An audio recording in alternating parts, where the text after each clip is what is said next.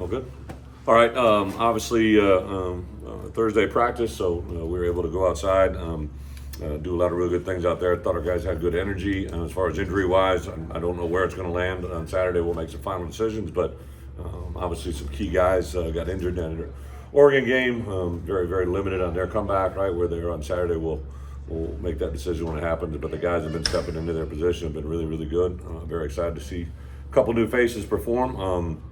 This Saturday is obviously a game that Dad's Day is one thing, but to honor the military services, I thought Jake Rosh, again, our equipment manager, who's been on fire all year with the helmets, the Michigan game with the throwback uniforms. He designed a military helmet that recognizes all the services, but also in the middle stripe we'll have 189 names of all of the fallen alumni from the University of Illinois, and then on the side they'll also have 10 stars that symbolize the 10 former football players that fell in service in World War II.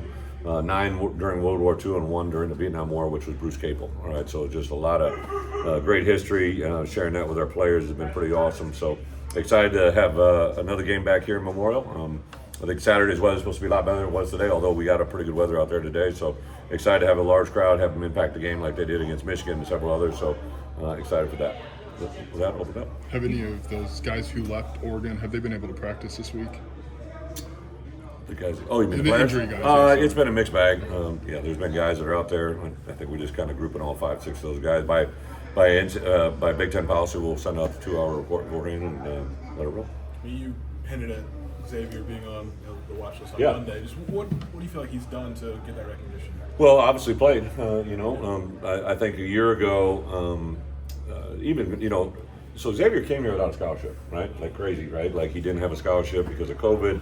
All that went into it. We kind of talked to him and his family and said, hey, back then the scholarships rules were a little bit different, so we came in technically as we called it back then a blue shirt, right? But we knew as soon as we had a scholarship, we'd give him one. As soon as he got on campus, saw what he's all about, we gave him one as soon as we had one.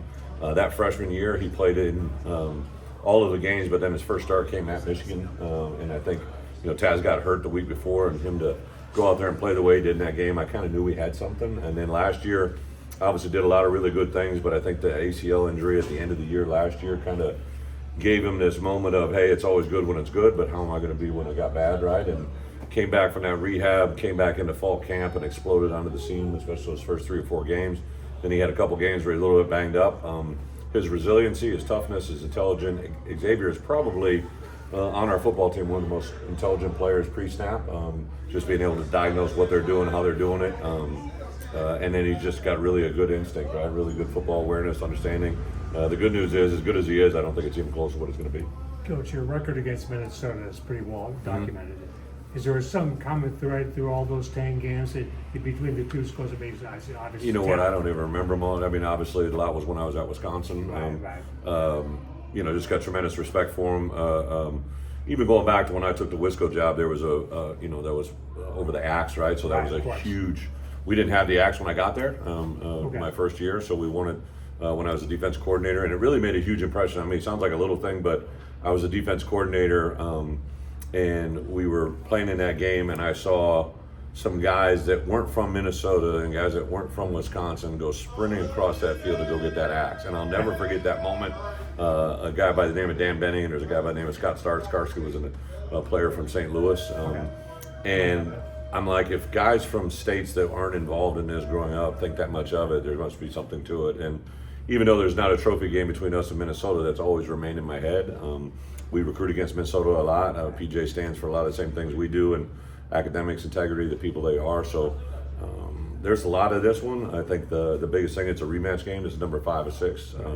So I think that's important. But yeah, my personal record, just like really in the Michigan game, I didn't talk about it, right? I don't really ever talk about that because it kind of takes away from what the moment is. Sure, it Has has. there been any cool or neat moments with those DBs that maybe finished that Oregon game that know this week in practice? Well, yeah, Jaheim finished, right? And he's a guy that actually had blood in his mouth during the game. He got hit and cut a hole in his mouth, right? And That's he not was cool. well, but no, it's not cool, Nate, especially his mom hears that, right? But he just kept playing, and then they stitched it up afterwards. And here's a guy, like, we literally were going to have to move a guy around at another position just to get someone out there if somebody went down at that corner position, right? With Torrey went down, Caleb Patterson went down, and T. Brooks went down. So without those three guys, that was getting thin in that room. I've never in my entire head coaching career, been in a situation where we lose your top three guys at a position that, you traditionally only have four guys going to a game playing. I think Jaheim was a bright spot.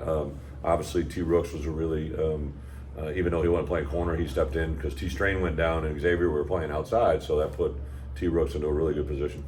But I know your roster's so different than it was a few years ago, but T-Rod brought up, you talk about learning from the past. Yeah. He had brought up kind of the way 2022 went down at the end of the year and how that's a learning moment. Like, how have your guys maybe, who were here, learned from that, and how can they pass that around? Great question, except for I kind of always stress, I think T-Rod sends individual messages to guys because he lived it, but one of the things that I've refrained from doing really during my evolution in coaching coming here is you pull bits and pieces from the past, but I don't specifically point to a moment.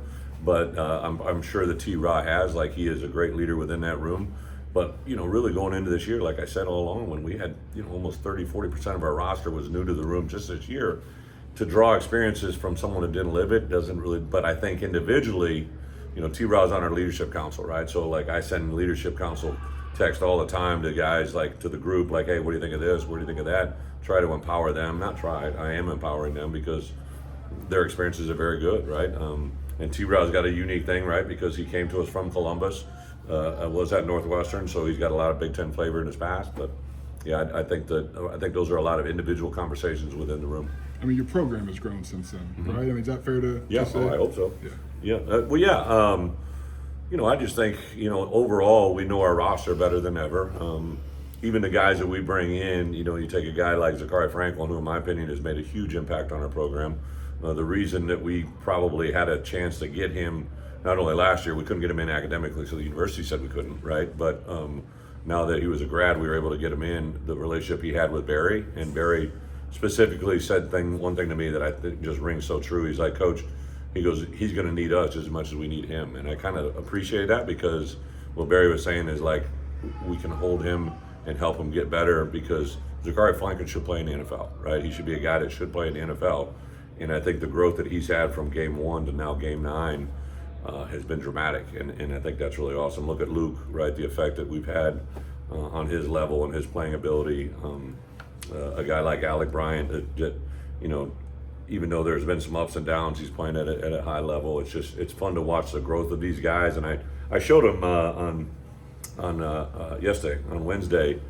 This is Dad's Day, right? So I asked our video guys, I always send video or I send clips or I send something I see on social media to Joe Maggio. He hates me because I give him text from 5 a.m. till midnight, right? And he always responds, which I feel bad. I keep him awake at times. But I said, hey, can I have a few pictures of Dad's Day so I can show the guys what it's about? Because some guys, our first Dad's Day, I didn't know what it meant, right? But then I see dads walk down the stairs and I see him crying. I'm like, woo, this means something, right? So we had, my second year, we had a photographer there and we were taking individualized photos. Sounds like a great idea, but 74 photos takes a long time, right? So we had negated doing that, but one of the photos from that year was Quan Martin with his dad, right? And like I hadn't had the pleasure to meet Quan's dad. I didn't have a chance to recruit him. But when I met him, I'm like, now I know who Quan is because I love Quan. He's probably one of my favorite players in my entire career because of who he is, and what he does. But when I met Quan's dad, I realized that didn't happen by chance, right? Like his dad had poured into him. But so Quan and his dad were front and center, and right behind him was Tip Ryman and his dad. And at that point, Tip was barely playing for us, right? And you guys know Tip's dad is like, I stare at my desk every day. There's a mug that they sent me for his draft party that I wasn't able to go to that like I just have this daily reminder of Tip. But I'm thinking right there, there's two dads that are at Dad's Day with their son who's playing at the University of Illinois. Even though I probably knew it, maybe they knew it in some capacity, but now, and then in the back far right was Johnny Newton and his dad, right? And I'm like, in that photo are three guys now that have been a second rounder, and a third round and are playing at the highest level. Two of them playing on the hottest team in the NFL. And the Arizona Cardinals love Tip where he's at. Like those little stories, those little captions, that's what's changed our program, right? Like I don't know if I had that connection in my first or second year with those guys, but now I can show these guys, hey, this is what's at the end of the rainbow. But if you try to jump to the end of the rainbow, you're never going to get there. That's a long answer. We'll finish with this one here. Go back to so you mentioned what he does said pre-snap, talking yesterday, he talked about his film study, and he didn't want to be unprepared because people were depending on him. Yeah. Just what does that make level of care from one of your best players? Not surprising. So I sent the graphic when he was nominated. I called his mom and dad the night before. We knew the release wasn't going out till 3, Brett, that day. But I just wanted his mom and dad to know what was coming because they're really prideful people, and plus he has a relative that might be coming here as well, right? So I wanted to have them aware of what's going on, and I also sent it to the 2 coaches that first made me aware of him. A guy by the name of Jack Daniels and Dan Good. And I sent them a graphic. I said it all started with a conversation at basketball practice because they told me about him, and then they told me when basketball practice was. So I went and watched him, and I'm like, oh hell yeah, I want this guy, right? And then since then, Xavier has come in, and I think by learning from others, he watched how other people prepared. He didn't come in doing that, right? But now he knows. Like he's literally one of the first guys in our building. Late at night, you'll see him in here. I put together a little clip the other day, and I was showing a certain segment of football where a player aligned and what was happening, and he was literally calling out the routes before they were happening. And he had never seen that tape, right? But he knew by what he had seen and witnessed what was happening, right? So, yeah, his football intelligence, his IQ, his acumen, and the Thorpe guy that came to watch him here earlier in the year was also, I believe, at the Nebraska game, Brett, and saw him compete in that environment. And when you see someone live play at the level he plays at, that's when your opinion really changes. Thank you guys. Thank you. Thanks, Coach.